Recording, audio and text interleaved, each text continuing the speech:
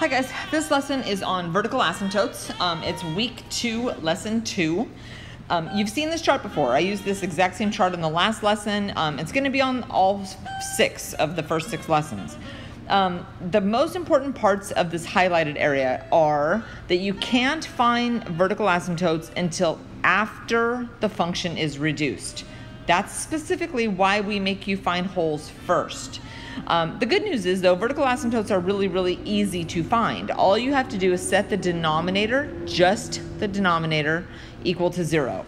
So that being said, let me move this up and let's do this first example. So the first thing you always want to ask yourself is, can I factor this function, right? Can I factor and can I cancel? So the top is not factorable, the bottom is not factorable, so there aren't any holes. So I can go ahead and just get started on figuring out the vertical asymptote. So for a vertical asymptote, again, you just set the denominator, just the denominator, equal to 0, which means to solve this, I move the 2 to the other side and get x equals -2. So there is the vertical asymptote. It's a line. It's vertical. It goes through -2.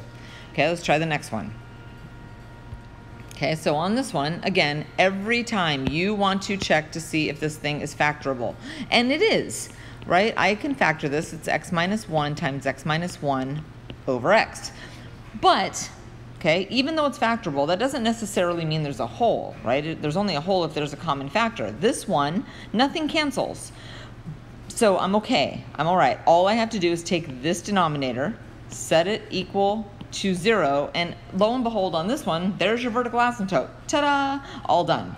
Okay, so then let's take a look at, do I have a third? Let me see. I do, here's my third example. All right, so again, every single time you will check to see if it's factorable. The top is not, but the bottom is.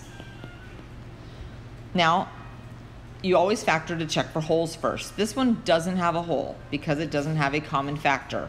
But what it does have, it has 2 vertical asymptotes because you set this factor equal to 0 and you set that factor equal to 0. So when I solve this first one, I get x equals -2, and when I solve the second one, I have this vertical asymptote of 1.